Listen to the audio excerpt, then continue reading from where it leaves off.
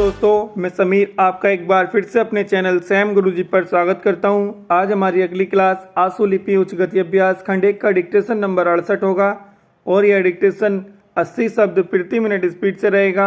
Dictation 5 second बाद start होगा। Start.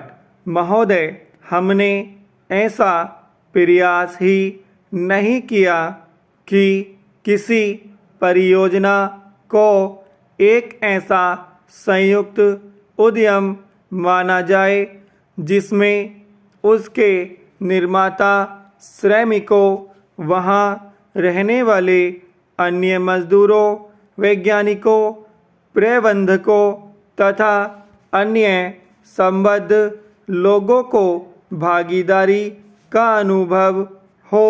हमने समस्याओं को पुराने कोण से ही देखा है और लोगों को अलग अलग खानों में बांट दिया है।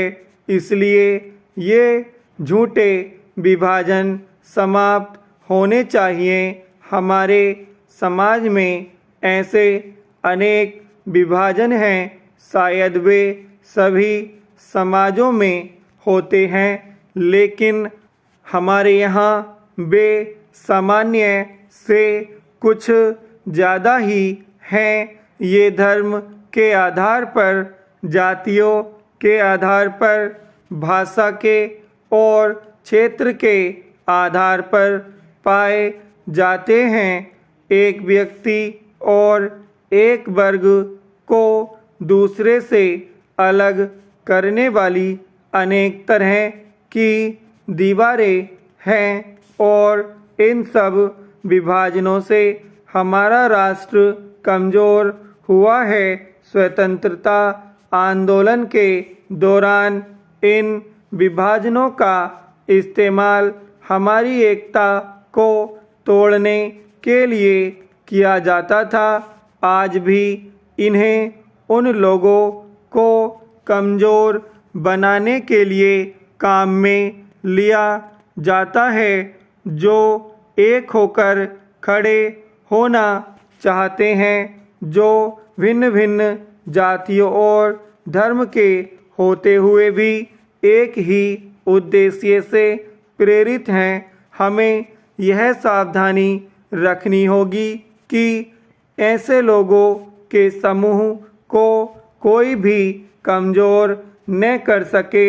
हमें ऐसे वर्गों का और विस्तार करने की कोशिश करनी चाहिए जिससे उनके अंतर्गत हमारे और भी अधिक ऐसे लोग आते जाएं जो एक विशेष उद्देश्य को पूरा करने के लिए कृत संकल्प हों, क्योंकि यही देश के हित में है।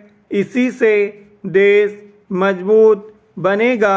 देशवासी मजबूत बनेंगे जिनके अंतर्गत कोई एक वर्ग ही नहीं है बल्कि सभी वर्गों के लोग हैं।